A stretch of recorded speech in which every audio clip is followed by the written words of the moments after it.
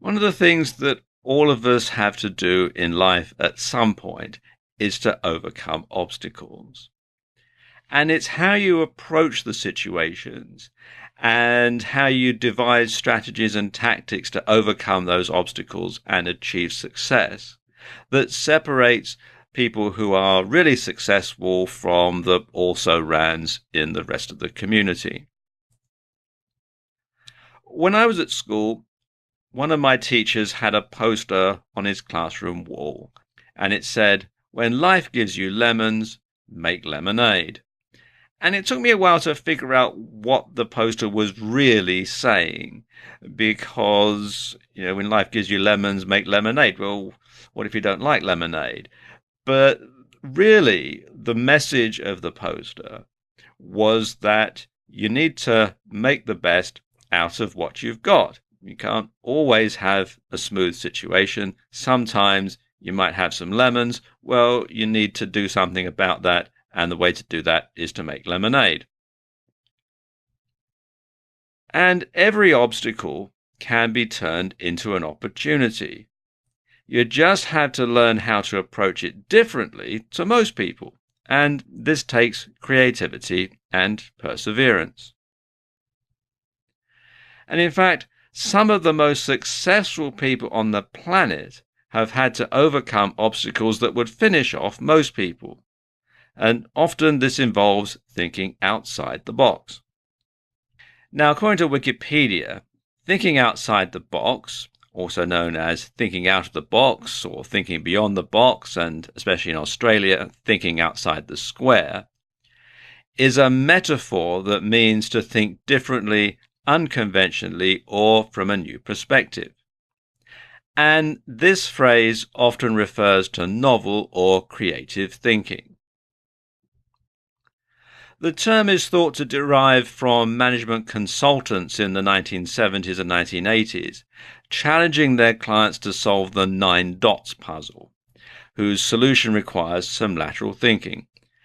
Now, basically, as you can see on the screen here, you have a grid of 9 dots.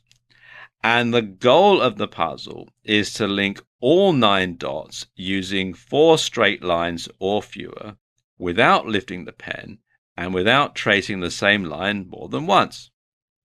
So, how would you solve this puzzle? Pause the video now and give it a go.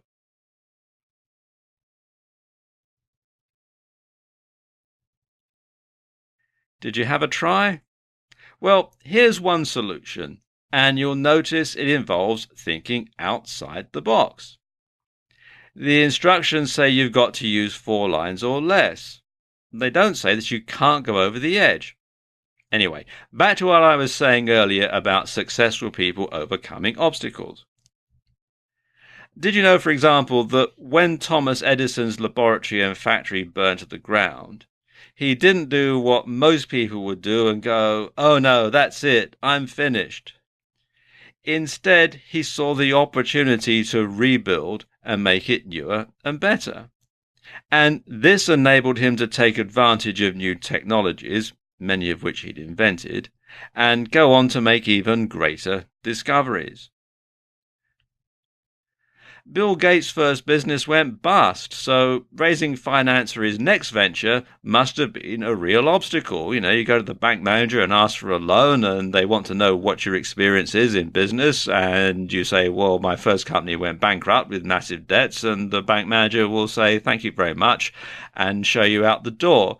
So obviously it took a lot of ingenuity for him to actually find the money to start his new venture, to overcome that obstacle. And of course, the new venture was Microsoft, and it went on to make him a multi-billionaire. But for a lot of people, the fact that they've had one business and it's gone under, that is going to make them, a credit risk as far as conventional finance is concerned, and they won't be able to overcome that obstacle if they follow the conventional route.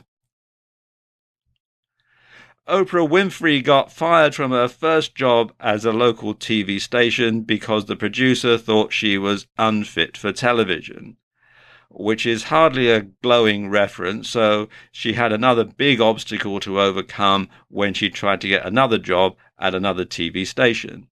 And if you've ever been fired from a job, you'll know that it is actually very difficult to find another one in the same line of work when you can't get a reference and your previous boss thinks you weren't any good.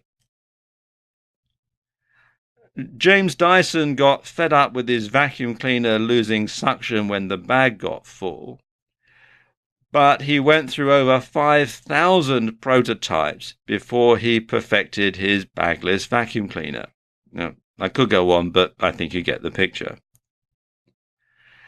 Now, sometimes brainstorming is the best way to come up with ideas and overcome obstacles.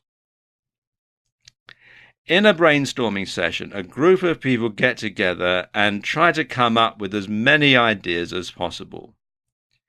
Everything, no matter how silly it might seem, gets written down. And actually, sometimes coming up with a silly idea that you know isn't going to be taken any further can spur other people in the room to come up with actually a really good idea because your silly idea gets them thinking. Now, all these ideas get whittled down to a few good ideas or solutions that are researched further, and the best idea is acted on or put into practice. And the best thing to do in a brainstorming session? You guessed it, think outside the box.